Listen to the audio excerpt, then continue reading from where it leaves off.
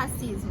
Discriminação social baseada no conceito de que existem diferentes raças e que uma é superior à outra. No Brasil, o racismo é escancarado e hoje nós vamos falar escancaradamente sobre um problema que precisa ser discutido para ser de vez exterminado. Eu sou a Nanda e você está assistindo ao canal 24 Minutos.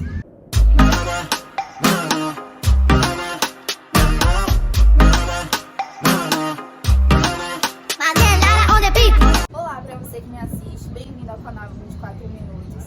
E hoje eu estou aqui com uma pessoa muito especial, uma amiga querida, a Ellen Rufino. Ela que é estudante de Direito, palestrante sobre causas, movimentos e políticas negras e também filha do meu primeiro entrevistado aqui no canal, Wagner Rufino. Aquela entrevista, assim, me perseguiu por longas semanas, confrontou muito meu coração, foi uma das melhores entrevistas que eu fiz, fiquei muito feliz. Tenho certeza que essa entrevista vai ser maravilhosa também, porque filha de peixe, né? Quem dera. E eu já queria pedir pra você começar se apresentando da forma que você quiser e conte pra gente uma curiosidade sua, uma coisa assim bem particular. Em primeiro lugar, eu queria agradecer a Nanda. É uma honra para mim participar desse projeto que você tem feito. Eu acho que eu queria começar te elogiando que acho que o projeto que você tem feito tem sido muito intencional. Eu acho que tem chegado ao objetivo que você pretende. Eu sou a Ellen. Uma primeira curiosidade é que eu não tenho Rufino. Não tenho. Todo mundo acha que eu tenho. Meu nome é Ellen Barros. Já vai mudar porque eu vou casar, né? Mas uma curiosidade que eu queria trazer de mim é que, diferente do que muitas pessoas do direito são, eu tenho uma veia muito artística também. Tanto que em muitos momentos da minha vida eu me sinto assim, uma vida dupla de academia muito correta e tudo mais, e por um lado mais artístico eu pinto, eu gosto de cantar, eu gosto de música. Então acho que esse lado meu eu gosto de falar como curiosidade também.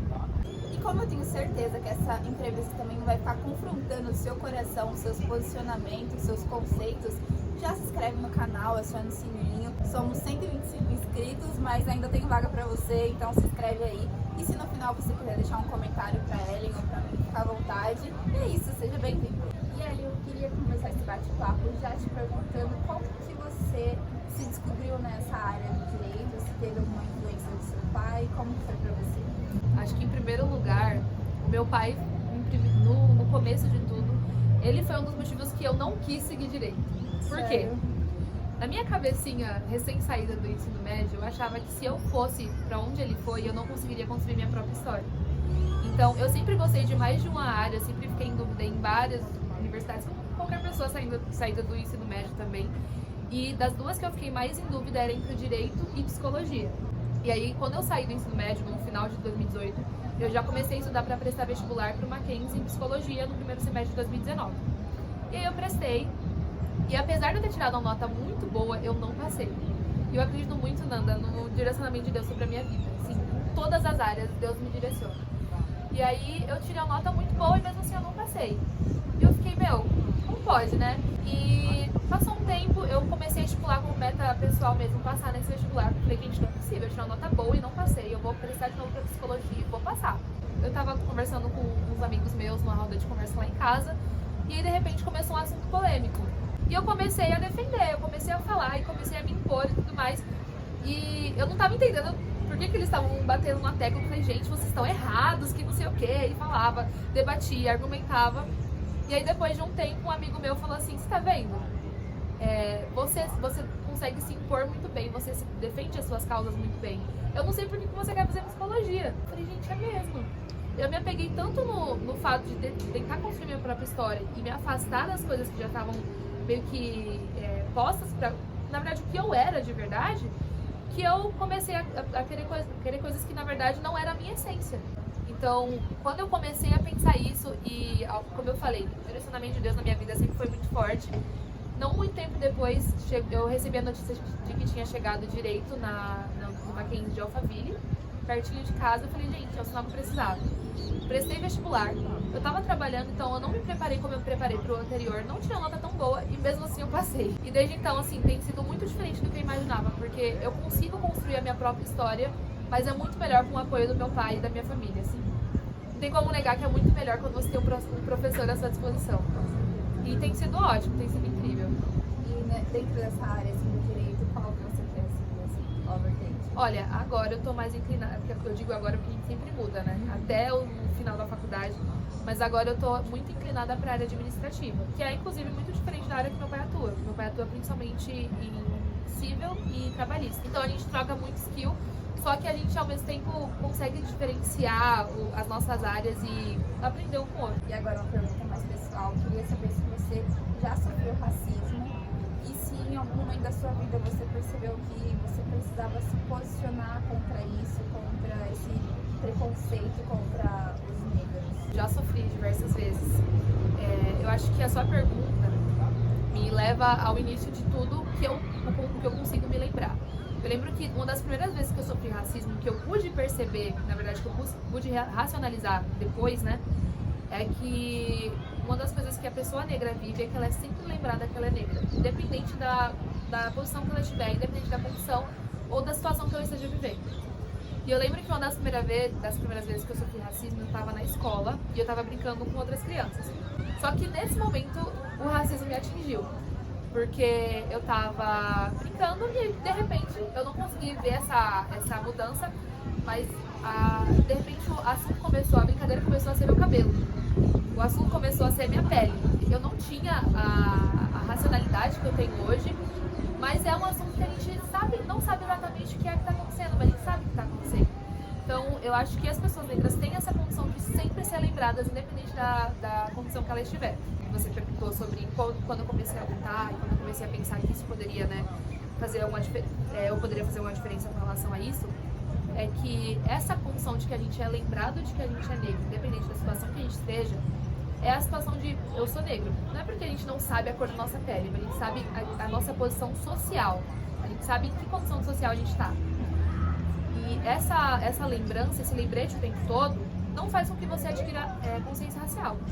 Tanto que tem muitas pessoas negras que não sentem parte da causa e tudo bem. Mas o que me fez realmente fazer algo a mais é adquirir a consciência racial, para além de saber que eu sou uma pessoa negra. A consciência racial a gente só adquire estudando e estourando nossa bolha. Principalmente estourando nossa bolha, porque a gente pode desacreditar muito fácil do que a gente não conhece, do que a gente não entende. Então, eu ser lembrada que eu sou negra nessas situações, ou seja, sofrendo racismo, o que me fez ter esse estalo é não naturalizar mais essa situação. Então, eu sofro racismo, eu sou uma pessoa negra, ok, mas eu não quero que isso continue. Eu não quero que a sociedade do Brasil continue sendo uma sociedade racista. Então, esse estado de consciência racial, de querer mudar e não naturalizar o que já está posto, eu acho que é o que me fez fazer algo além do que só me entristecer com a causa. Em que momento que você percebeu que você poderia palestrar? Ou foi só por conta da faculdade? Você já tinha esse desejo de falar sobre a causa, de até instruir outras pessoas? Como foi para você? Sempre tive esse ímpeto de defensora, na verdade. E no ensino médio eu não tinha tanta inteligência nesse sentido de ter estudado sobre o assunto, mas eu sempre me colocava nessa situação de defender e de argumentar. Mas conforme foi passando o tempo e depois de eu ter entrado na universidade, e a minha universidade é uma universidade extremamente branca, então quando eu pude me perceber no meio dessa condição, eu falei, eu sou muito diferente. E aí eu acho que deu mais esse ímpeto de estudar e de falar. Mais falar sobre assuntos estudados do que a minha própria opinião. Nós vivemos em uma sociedade que, mesmo falando bastante sobre o racismo, ainda assim o racismo é muito presente, muito forte no século que a gente vive. Queria que você explicasse um pouquinho o que de fato é racismo e por que você acredita que ele ainda é tão presente, tão enraizado na cultura brasileira. Eu vou fazer um disclaimer antes de responder essa pergunta que eu queria ter feito no começo, mas eu esqueci. Primeira coisa, eu acho que é uma coisa que eu critico muito nas outras pessoas. Eu não tô falando aqui como uma pessoa que quer ser formadora de opinião e nem de uma pessoa especialista. Eu ainda tô no processo de aprendizado, estudo bastante, mas não significa que eu sei de tudo. Então eu quero começar falando isso, até porque não sou uma profissional formada ainda e tudo mais. Mas, através dos meus estudos, acho que a primeira coisa que a gente pode definir o racismo é uma raça ariana sente superior a outra raça por questões biológicas e por outras questões também, mas principalmente biológicas. Porque a questão do racismo é acreditar que eu sou melhor que você por conta da sua cor. Mas o racismo no Brasil teve início na escravidão, né, no conceito de achar que eu posso escravizar essa pessoa pela cor dessa pessoa. Do contrário do que muitas pessoas pensam, o racismo no Brasil não acabou com o fim da escravidão, não acabou com a abolição da escravatura, muito pelo contrário. Com a abolição da escravatura, a gente pode dizer que o racismo se perpetuou muito mais e enraizou dentro da sociedade. Porque quando acabou a escravidão no Brasil, não houve um incentivo para que as pessoas ex-escravizadas tivessem uma vida melhor do que elas viviam antes da escravidão. Assim que acabou a escravidão, houve um processo de necessidade de miscigenação no Brasil. O Império percebeu que o Brasil estava ficando um país negro e eles não queriam que isso acontecesse, eles queriam que fosse um segundo Portugal. Então eles trouxeram, eles fizeram um sistema de cotas, e aí que foi a primeira cota. Eles trouxeram os europeus para o Brasil com mão de obra já garantida, com trabalho garantido, com terras garantidas e com incentivo fiscal. Então, assim, eles ganharam terras e não precisaram pagar nenhum imposto e diversas outras coisas, para que o Brasil fosse miscigenado e que não fosse um país negro, como infelizmente ou felizmente continuou sendo, né? Infelizmente, digo para eles, é claro. Depois desse processo de miscigenação, a mão de obra considerada capacitada e a mão de obra que as pessoas queriam ter era mão de obra de pessoas que vieram recentes da Europa. Então, uma vez que trouxeram pessoas para trabalhar com terras e com incentivo fiscal, isso ajudou com que a marginalização da população negra fosse cada vez maior.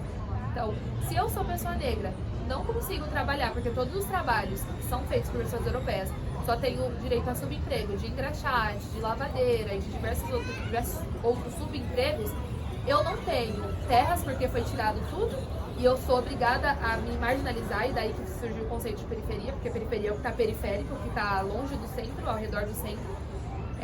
Então, a marginalização da população negra surgiu depois do fim da escravidão, porque não tiveram incentivos, foram colocados de lado, literalmente, porque eles foram para a periferia. Começou a favela no Brasil assim. Com isso tudo, a gente viu o que foi se formando da população negra do Brasil. População negra essa que não teve direito a emprego, não teve direito a moradia, não teve direito a estudo, e tudo isso gera um ciclo vicioso de que eu não consigo. Até hoje a gente vê a população negra é a maior parte nas favelas. A população negra é a menor quantidade nas universidades. Então tem muitos dados de hoje em dia que foram criados lá atrás, através desse início do processo de marginalização. Então eu acho que o racismo enraizado na população brasileira começa aí, e depois da escravidão, como muitas pessoas acham, agora acabou, então todo mundo livre, tudo certo. Eu acho que a gente pode dizer que inicia aí o racismo, e depois da escravidão, que aí ele se alastra cada vez mais e começa a ter um conceito mais enraizado na história do Brasil. Você sendo mulher cristã, estudante de direito, já sofreu não somente com racismo, mas com outros tipos de preconceito dentro da sociedade? Olha, Nanda, o que você falou sobre ser mulher, cristã, negra e tudo mais, dentro dos meios de debate a gente chama isso de interseccionalidade. Então, interseccionalidade é você fazer parte de 2 ou mais grupos minoritários. E é importante a gente falar, quando a gente fala de minoria, a gente não está falando sobre quantidade numérica, a gente está falando de minoria social. E aí, quando você participa de uma minoria, consequentemente você vai sofrer algum tipo de preconceito da sociedade. Então, ser negra é participar de uma minoria, ser mulher é participar de uma minoria, ser pobre é participar de uma minoria, eu no meu caso sou nordestina, também é participar de uma minoria, porque essas classificações acabam sofrendo preconceito de algum nível da sociedade, seja xenofobia, machismo, enfim. Então, eu acredito que, para além de eu infelizmente sofrer racismo por ser uma pessoa negra, eu sofro sim, e eu acho que todas as mulheres são passíveis a sofrer machismo, principalmente na questão de, eu acho que o que mais evidencia, pelo menos pra mim, o machismo é na questão do trabalho, na área profissional. Porque muitas vezes a gente acaba sendo invalidada, mesmo a gente tendo estudado, mesmo a gente tendo certeza do que, sabe, propriedade do que a gente está falando. Muitas vezes alguns homens ainda não vão querer acreditar ou, sei lá, pegar a validade do que a gente falou com outro homem, mas que às vezes é um cargo inferior. Como eu falei, todos os grupos minoritários acabam sendo passíveis a sofrer algum tipo de preconceito. No entanto, eu, Ellen, hoje, no momento, no Brasil de hoje, não acredito que os cristãos estejam em um grupo minoritário. Acho que a gente pode ter essa certeza tendo como base o nosso cenário político atual, onde nos últimos anos os cristãos não queriam participar apenas da política, mas queriam ser os dominadores, queriam deter o poder da política. E quando a gente vê essa mistura de Estado e religião, a gente vê esse perigo. E eu acho que a gente se afasta muito hoje daquela igreja primitiva que realmente sofria perseguição, que realmente sofria algum tipo de preconceito lá daquela época de Roma e tudo mais. Eu acho que hoje em dia, infelizmente, por muitas vezes a gente se posiciona como o grupo contrário e não como o grupo minoritário que está passando a sofrer preconceito. Até porque a gente sabe que muitos templos que são queimados são templos de religiões de matriz africana e não templos de igreja. Eu acho que a gente tem que partir do ponto que todos devem ter sua liberdade, afinal a gente vive num país laico, né? E respeitar, independente da sua crença, todas as pessoas e todas as religiões. E dentro das igrejas, você acredita que tenha racismo? Você está adiantando minha resposta. Já enfrentou? Já, mas eu ia responder isso na última, você viu? Eu já sofri racismo na igreja e isso é triste. É muito triste, cara, porque é um ambiente que a gente quer, a gente acha que vai ser nosso porto seguro, que a gente acha que vai, né, poder ser livre em Jesus. Na realidade, a gente acaba sofrendo por ignorância e pela igreja não debater sobre o assunto também. Eu acho que a igreja coloca frequentemente a pauta do racismo como uma pauta de esquerda, porque é muito mais fácil, como ele falou, a gente viver num espaço evasivo do que a gente assumir nossas responsabilidades e falar, vamos tratar isso. Porque dentro das igrejas a gente fala sobre muitos assuntos que não são estritamente espirituais, mas quando a gente fala sobre racismo, a gente acha que isso é uma pauta de outras pessoas para outras pessoas resolverem. E se a gente voltar atrás, como eu já tinha falado, que o período da escravidão influenciou tudo que a gente vive hoje, lá atrás, uma igreja corrompida, eu acho que é bom frisar corrompida porque a igreja foi chamada para ser algo totalmente diferente. A igreja corrompida foi uma das principais validadoras, eu acho que falava, da escravidão. Foi dito que as pessoas negras não tinham alma. E aí, por conta disso, não era pecado escravizar pessoas negras. Então, se eu estou escravizando uma pessoa que não tem alma, não tem problema. E a igreja foi responsável por isso. Então, se a igreja lá atrás, a igreja corrompida, teve essa atitude e gerou tudo que gerou, porque a igreja de hoje, que se diz uma igreja firmada em Cristo, não toma a responsabilidade para si e fala, vamos como igreja tentar resolver isso. De acordo com a Bíblia, deveria ser a entidade que acolhe as viúvas, que acolhe os órfãos, inclusive que tem impacto social muito grande dentro das periferias, por exemplo. Então, eu acho que a igreja como um ente social que tem esse poder de impacto na sociedade como um todo, deveria ter sim parte dessa responsabilização, de tomar para si essa responsabilização e falar, vamos tratar sobre isso. Eu estou dizendo igreja, você pode ser um principal ente de tentar resolver esse problema social, essa doença que tem no Brasil. Eu acho que o primeiro ponto é você abrir os olhos e falar, olha, isso existe. Então eu acho que a partir do momento que a gente abrir os nossos olhos e tratar como igreja, isso dentro das igrejas também, eu acho que isso vai ser um impacto muito grande na sociedade. Porque se eu sofri racismo dentro da igreja, que era um ambiente que, em tese, deveria ser um ambiente de paz e acolhedor para mim, por questões de a gente não falar sobre isso dentro da igreja, então às vezes o irmãozinho que chamou meu cabelo de vassoura, e não faz muito tempo, ele poderia ter entendido que aquilo não era certo. Ele poderia ter tido uma palestra, ele poderia ter tido um estudo prévio, enfim. Porque às vezes o racismo é só desvio de caráter, viu? Eu não gosto de colocar o racismo só como ignorância por parte das pessoas, mas também como desvio de caráter. Mas nem que o debate enseja essa vergonha de falar o que você pensa. Eu acho que o debate é mais do que necessário e dentro das igrejas. E recentemente saiu na mídia uma polêmica entre o cantor Kleber Lucas, onde ele falava na canção Menina da Harpa, algo mais vermelho, e era uma canção racista. Você concorda, discorda e por quê? Olha, acho que em primeiro momento é importante a gente dizer que ele teve toda a reflexão dele e ele é um historiador, né? Ele teve a pesquisa científica dele que fez ele pensar isso. Agora, com relação ao recorte daquela entrevista, é importante dizer que é um recorte, eu, Ellen, não assisti a entrevista completa, não sei as pesquisas dele, não concordei com aquele ponto do recorte. Porque eu acho assim, que o hino ele foi baseado em versículos bíblicos E apesar do imaginário da população o negro ser considerado algo ruim, eu não acredito que seja o que o hino quis dizer, o que a Bíblia está dizendo. Mas eu acho que o que isso gerou que foi o mais importante sobre esse ponto. Depois, se vocês tiverem oportunidade, pesquisem no Twitter, pesquisem lá no Google os comentários dos cristãos que tiveram depois desse acontecimento. Então, assim, você pode, com toda certeza, discordar do que foi falado. Você tem esse direito. O que me pegou foi os comentários, as reações dos cristãos depois desse acontecimento, depois desse fato. Então, eu vi muitas piadas e muitas palavras pejorativas, muito racismo recreativo, que é essa questão de usar da ferramenta do racismo como piada, como engraçadinho. De forma geral, todos os cristãos não concordaram praticar racismo. Então foi um racismo assim, todo mundo tá discordando? Sim, então vamos ser racista? Então eu vi muitos comentários sobre o Kleber Lucas em si, que é um homem negro. Eu vi muitos comentários sobre população negra de forma geral. E isso gerou uma onda de racismo dos cristãos na internet, que foi reconhecida por outras pessoas, inclusive que não são cristãs.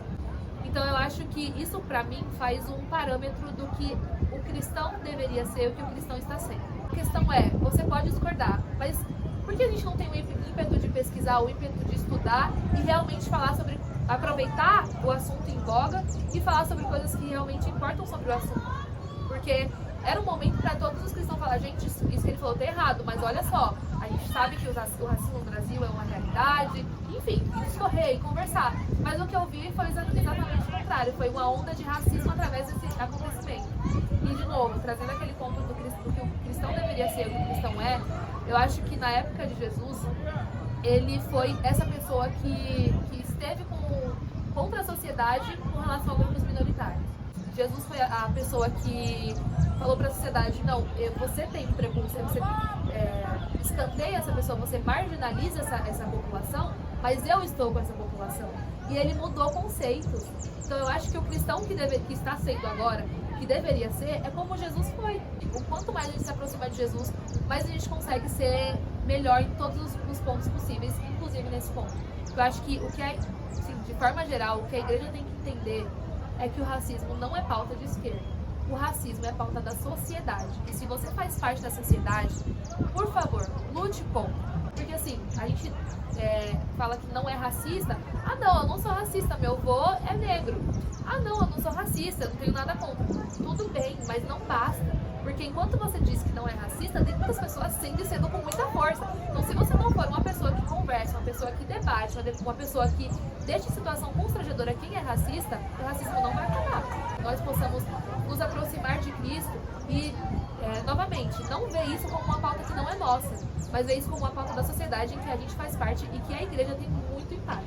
Para finalizar a nossa entrevista, esse bate-papo que foi muito gostoso, gostaria que você compartilhasse, que você deixasse uma mensagem para o pessoal que está assistindo, fica à vontade. Bom, gente, o meu convite para vocês, depois de toda essa conversa que a gente teve, é que a gente possa estudar e debater sobre esses assuntos no espaço que a gente convive. Muitas vezes a gente acaba reproduzindo o racismo por falta de conhecimento e muitas vezes, infelizmente, porque as pessoas não conversam sobre isso nos espaços. Então eu convido vocês a conversarem, a debaterem e, sobretudo, estudarem sobre o tema. Eu indico para vocês a leitura do livro Pequeno Manual Antirracista, da Djamila Ribeiro. Indico a leitura do livro Racismo Estrutural, do professor Silvio Almeida, e do racismo recreativo do livro Racismo Recreativo, do professor Adilson Moreira. Eli, muito obrigada, foi uma honra escutar, aprender um pouco mais. E é isso, se inscreve no canal, aciona o sininho, deixa seu comentário para ela, tenho certeza que ela vai adorar responder. E o lema do canal, se você não tem um palco, vai lá e cria o seu. Um beijo e até a próxima.